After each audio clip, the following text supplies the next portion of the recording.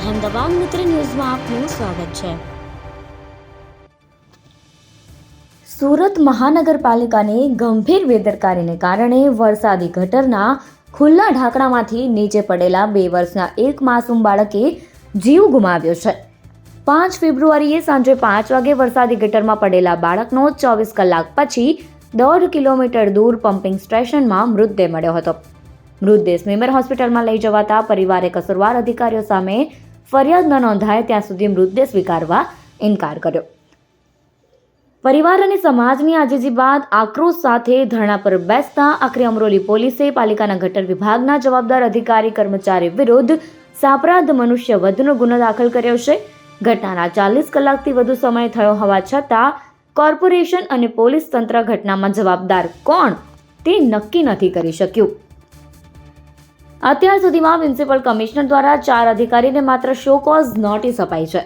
મેહુલ બોગરાએ પોતાના social media account પર video share કરી સરકાર સામે રોષ ઠાલવ્યો છે। તેમણે લખ્યું, કેટલું સહેવું, કેટલું ચૂપ રહેવું, ક્યાં સુધી ભ્રષ્ટ સિસ્ટમના ભોગે મરતા રહેવું। વરિયાવ દુર્ઘટનામાં એફઆઈઆર નોંધવામાં પોલીસ ગલ્લા તલ્લા કરતી હોય। સુરત વરિયાવ ખાતે 2 વર્ષનો માસૂમ પુત્ર કેદાર પાલિકાની ગંભીર બેદરકારીના કારણે ખુલ્લી ગટરમાં પડી મૃત્યુ પામ્યો। જે બાબતે તંત્રની ચોરી ઉપર સીના ચોરી કરતા પોલીસ કર્મચારીઓ દ્વારા એફઆઈઆર ન લેવા માટે ગલ્લા તલ્લા કરવામાં આવ્યા। પુત્ર કેદારના પિતાએ અમોનો સંપર્ક કરતા ઘટના સ્થળ પર જઈ અને કાયદેસરની એફઆઈઆર નોંધાવેલ છે। દાખલ કરો ભાઈ, દાખલ કરો, એફઆઈઆર દાખલ કરો, દાખલ કરો ભાઈ, દાખલ કરો। નફટ લોકો છે। હમણાં 2 વર્ષના બાળક સાથે આવી જઘન્ય ઘટના બની છે અને ગુનો દાખલ કરવા માટે લાડિયાવેડા કરે છે કે કરીએ છીએ, કરી દીધી હોત, થઈ ગઈ હોત, હજુ એફઆઈઆર થઈ નથી। કયા રાજકીય દબાણ હેઠળ ને કોના હેઠળ કામ કરે છે? 12 તારીખે આજથી થોડા દિવસ પહેલા જ્યારે રેલવેમાં ઢાંકણું ખુલ્લું હતું ત્યારે 105 સાપરાધ મનુષ્ય વધ મુજબ રેલવે પોલીસે ગુનો દાખલ કર્યો છે। તો અમરોલી પોલીસને શું કઈ અલગ કાયદો આવે? એક સામાન્ય વ્યક્તિ, ગરીબ વ્યક્તિ છે જેનું બાળક છે એ અત્યારે પોસ્ટમોર્ટમ રૂમની અંદર ડેડ બોડી સ્વરૂપે પડ્યું છે અને એનો ગુનો દાખલ નથી કરી રહ્યા। શરમથી ડૂબી મરવું જોઈએ। આપણા બાળકો શું આગમાં જલાઈને, પાણીમાં ડૂબીને, ગટરમાં પડીને મરવા માટે જ આપણા બાળકો જન્મે છે? પણ મને લાગે છે સુરતની જનતા અત્યારે નહીં જાગે, કેમ કે કેદાર હતો ને આપણો બાળક, આપણો કાનો, આપણી રાધિકા થોડી છે। જો આપણે અવાજ ઉઠાવશું, જો આપણે જાગૃત થશું, એફઆઈઆર નોંધવા માટે તમારે અલગથી નારા લગાવવા પડશે કે એફઆઈઆર દાખલ કરો, અમને ન્યાય આપો। આ નારાઓ લગાવીને તમે હડતાલ ઉપર પલોઠી વાળીને જમીન ઉપર બેસીને નારા લગાવશો ને તો એ તમારો ખાલી ગુનો દાખલ થશે। પેલા સાયન્ટિફિક પેલા ફરિયાદ થાય, એટલે પછી એડી બને ને એક્સિડન્ટ।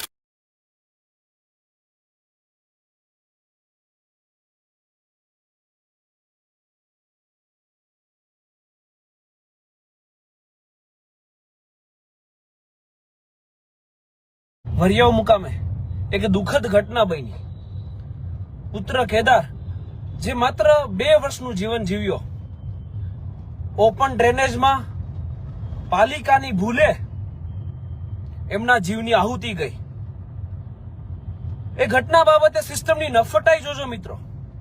હજુ 1 કલાક પહેલા મને પુત્ર કેદારના પિતાજીનો ફોન આવ્યો કે મારા બાળકનું આ રીતે અવસાન થયું છે, પાલિકાની ગંભીર ભૂલના કારણે અવસાન થયું છે અને હાલ સ્વીમેર હોસ્પિટલની અંદર મને પુત્ર કેદારની ડેડ બોડી એક્સેપ્ટ કરી, પોસ્ટમોર્ટમમાં સાઇન કરી અને કોઈ પણ પ્રકારનો ગુનો નોંધ્યા વગર એક્સિડન્ટ કેસ બનાવવા માટે દબાણ કરવામાં આવે છે। મારા કાયદેસરની એફઆઈઆર લેવામાં નથી આવતી। આ સિસ્ટમની નફટાઈ છે। મારામાં ફોન આવ્યો, હાલ હું જઈ રહ્યો છું સ્વીમેર પુત્ર કેદારના પિતાજી પાસે। ન્યાયની લડતમાં આપણે એની સાથે છીએ, પરંતુ અહીંયા મને ઘણા બધા પ્રશ્નો થાય છે, આપણી સમક્ષ મારે એ રજૂ કરવા છે કે કથિત સુરત શહેર જે કથિત સ્માર્ટ સિટી છે અને આ સ્માર્ટ સિટીની અંદર જો તમે નો પાર્કિંગમાં ગાડી મૂકો તો એ 5 મિનિટની અંદર ટો થઈ જશે। 0 દબાણની અંદર જે લારી ગલ્લાઓ ચાલે એમાં 1 થી 5 તારીખની અંદર તમામ મનપાના કર્મચારીઓ હપ્તા ઉઘરાવવા આવી જાય। એમાં કોઈને ટાઈમ લિમિટ ન જોઈએ, કોઈને ફોન ના કરવો પડે। હપ્તા લેવા હોય એટલે 1 થી 5 તારીખમાં એન્ટ્રી થઈ જાય મનપાના કર્મચારીઓની. પણ જો કોઈ જગ્યાએ ગટરનું ઢાંકણું નથી, ઢાંકણું ખુલ્લું છે અને એ બાબતે જો કોઈ વ્યક્તિ ફરિયાદ કરે 10 દિવસ સુધી, તો એ ઢાંકણાને બંધ કરવા માટે એક પણ મનપાનો કર્મચારી એ કસ્તી સુદ્ધા લેતો નથી. અને આવી બેદરકારીને કારણે એક બાળકનો ભોગ લેવાય છે. કહેવાય ને કે ગુજરાતની અંદર સૌથી વધારે જો કોઈ ટેક્સ પે કરતું હોય ને મનપામાં, મહાનગરપાલિકાઓમાં, તો સુરત શહેર છે. પાણી ટેક્સ, ગટરનો tax, property tax, professional tax, GST. અરે આપણે જે ચડ્ડી પહેરીએ ને એ લોકો એ વસ્તુ ઉપર પણ આ લોકો ટેક્સ નથી મૂકતા. એટલો ટેક્સ ચૂકવવા છતાં આપણને શું મળે છે? તો કે ટીઆરપી દુર્ઘટના, તક્ષશિલા અગ્નિ હોનારત, હરણી બોટકાંડ અને અત્યારે ગટરની અંદર પડી અને આપણા બાળકો મૃત્યુ પામશે. આપણા બાળકો શું આગમાં જલાઈને, પાણીમાં ડૂબીને, ગટરમાં પડીને મરવા માટે જ આપણા બાળકો જન્મે છે? પણ મને લાગે છે સુરતની જનતા અત્યારે નહીં જાગે. કેમ કે કેદાર હતો ને, આપણો બાળક, આપણો કાનો, આપણી રાધિકા થોડી છે. જો આપણે અવાજ ઉઠાવશું, જો આપણે જાગૃત થશું. અને હમણાં એક કોઈક ડફળનો મેં વિડીયો જોયો હજુ 10 મિનિટ પહેલા કે 23 કલાક બાદ ડેડ બોડી મળી ગઈ છે અને આપણને સફળતા મળી છે. અલા મૂર્ખાઓ, સિસ્ટમ સંભાળાતી નથી તો રાજીનામા આપી દો. સફળતા કોને કહેવાય? કે આવી દુર્ઘટનાઓ ના બને. ગટરના ઢાંકણા ન હોય, 1 કલાકમાં ગટરનું ઢાંકણું લાગી જાય અને હરેક વ્યક્તિના સ્વાસ્થ્ય અને હરેક વ્યક્તિઓને અકસ્માતો ના નડે એવી વ્યવસ્થા ઉભી કરવી ને એને સફળતા કહેવાય. ડેડ બોડી ગોતવી એને સફળતા ના કહેવાય. આવા ડફોળોને આપણે સિસ્ટમની અંદર બેસાડ્યા છે. અને હજુ સિસ્ટમની ક્રૂરતા જોજો કે એક બાપ જે રડી રહ્યો છે, જેના 2 વર્ષના દીકરાનું, કે જેને હજી આખી દુનિયા જોઈ નથી મૂળ, એ વ્યક્તિનું એક ક્રૂર મોત થાય છે ગટરની અંદર પડીને. અને એ વ્યક્તિને હોસ્પિટલમાં આક્રંદ કરવાનો વારો આવે છે. પોલીસ સામે એ આક્રંદ કરે છે અને ડફોળ સિસ્ટમના હજામત કરવા વાળા પોલીસ વાળા એ ગુનો નથી નોંધતા. બેદરકારીનો જે કાયદેસરનો ગુનો બને છે, જે તે અધિકારીઓ જેને પણ આની બેદરકારી હોય એમાં કાયદેસરની એફઆઈઆર થવી જોઈએ. એ અધિકારીઓને સસ્પેન્ડ કરવા જોઈએ અને દાખલારૂપ કામગીરી છે એ સિસ્ટમને કરવી. અહીંયા આગળ આવતો રે એવું સારું, તમે ત્યાં બેસો.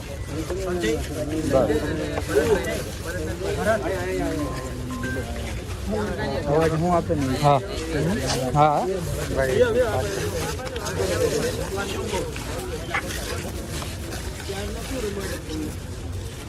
કેટલો સમય થયો?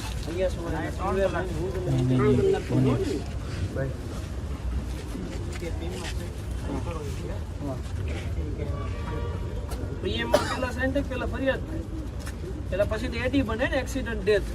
ફરિયાદ સાંભળ્યો કોઈ વ્યક્તિ જ નથી અહીંયા. અનર સાહેબને ફોન કર્યો પણ રિસીવ તમે જ છો ને, ફોન તો રિસીવ કરી લો. એટલી ફરિયાદીના વકીલ તરીકે આવે છો, અમની ફરિયાદ કેમ નથી? ફરિયાદ લેવાની વાત કરી લીધી. તમારી ફરિયાદી દાખલ કરવાની પીએમ અત્યારે પીએમ પતી ગયું હોય, એ લોકો બાળકને લઈને જતા રહ્યા. એમને ડર લાગે ને પીએમ પછી તમે એડી કરી દેશો તો? કરવા એડી કર્યું છે, ફરિયાદ જ દાખલ કરવી. ના ના, સહયોગ સહયોગ. તમારું શું કહેવું છે? ક્યારે એવું કીધું કે ભાઈ હું આવું કરીશ, એડી કરીશ, અથવા તો ક્યાંય તમે સહી કરી દો, હું તમને છુપાયા વગર કરીશ, એવું ક્યાંય પણ આમાંથી ફોન કહી દે? કોઈને એવું લાગ્યું ભાઈ આમાંથી કે મેં આ વસ્તુ છુપાયું છે, અથવા તો મેં તમને પિતાજીનો મારી પર ફોન આવ્યો કલાક પહેલા, મારી પાસે રેકોર્ડિંગ ધ્રુસકે રડ્યા કે પોલીસ મારો ગુનો નોંધતી નથી. સાંભળો, એ જ હું આવ્યો, બાકી મને કોઈ શોખ નથી. તમે અત્યારે આવ્યા ને, હું એમને 5:30 ગઈકાલ સાંભળી લો, મેં વગર કોઈ પણ નાયા વગર, એટલે મને લાગણી વધારે છે. મારે શું ઈચ્છા છે હું તમને કહી દઉં. અમે 2 વાગે એમની બોલાવી કેમ કે બાળક જલ્દી મળી જાય અને રાતે ઘરે પહોંચી જાય. બરોબર, અમારી એ જ ઈચ્છા છે. હું આવ્યો ત્યારનું એમ સમજાવું છું કે આપણે ભાઈ ડેડ બોડી મળી એ બાબતે તમારા એફર્ટને કોઈ શંકાને સ્થાન જ નથી, પરંતુ જેમની બેદરકારીને કારણે આ થયું છે ફરિયાદ આપણે દાખલ કરે છે. પણ તો પહેલેથી જ તૈયાર છું, એમાં તો પછી દાખલ જ કરો. હું જ કહું છું. તો અત્યારે પતી ગયું હોત, અમે તાત્કાલિક ડોક્ટરને બોલાવી લીધા કે સાહેબ ના પાડે છે પેલો પીએમ કરવાની ડોક્ટર. અત્યારે દિયાતમાં પછી સિનિયરને વાત કરી, બધી કરી જોઈએ અમે, તો અત્યારે પતી ગયું હોત. ગુનો દાખલ કરતો ને એટલે સાઈન કરી દે એટલે પીએમ. પણ મેં એમને ના જ નથી પાડી. ચાલો આપણે ગુનો દાખલ કરીએ. ક્યાં ગયા થઈ જશે? એ હું કરતો હું શરદભાઈ કહે છે ને, ક્યાં ગયા ભાઈ શરદભાઈ? ફરિયાદી ક્યાં છે ભાઈ? પિતા ક્યાં છે બાળકના? શરદને બોલાવો.